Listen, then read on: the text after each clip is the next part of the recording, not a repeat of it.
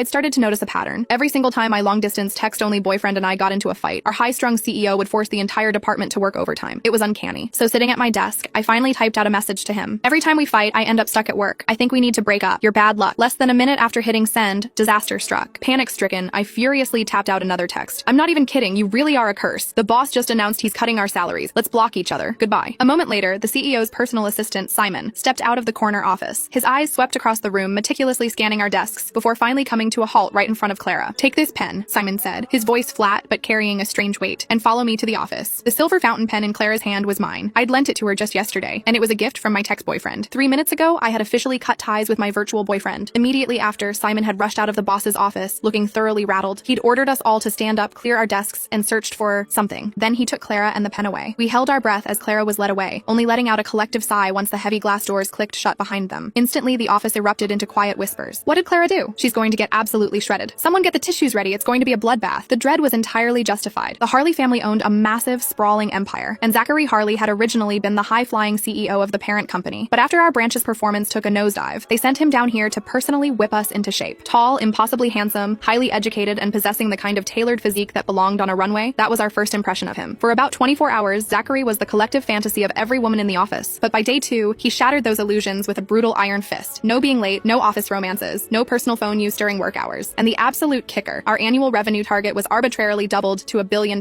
For context, we had barely scraped 500 million the year before. He was ruthless, treating performance metrics like a matter of life and death, moving through the office like a flawlessly programmed, unfeeling machine. People went into his office with forced smiles and came out in tears. If you did well, he expected better. If you fell short, he tore you to shreds without a second thought. He was our resident Grim Reaper. Under the crushing weight of this daily anxiety, I had turned to a coping mechanism, a secret online relationship. It had started as a complete accident. My cousin had gotten a new number, and when I went to add him on WhatsApp, I mistyped a digit. Surprisingly, the stranger on the other end accepted my request anyway. Assuming it was my cousin, I immediately fired off a barrage of random texts. The only response I got was a single question mark. Pissed off, I snapped back. What is your problem? Want to fight? Keep it up and see what happens. The stranger replied with another silent. A prickle of unease set in. I tapped on his profile picture and scrolled down. It was completely blank. No status updates, no photos, nothing like my cousin, who posted every single detail of his mundane life. My stomach sank. Oh God. Cringing, I typed, I am so incredibly sorry. Wrong number. Can I buy you a coffee to make up for it? I sent him a quick Venmo of $5. He immediately sent back 50. Intriguing. I decided I liked him already. After a few more exchanges, I realized there was something uniquely captivating about him. Despite never having met, we fit together with an ease that felt almost predestined. We didn't share names, photos, or occupations. We were looking for a connection of the mind, a sanctuary from our real lives. Eventually, we drifted into a relationship.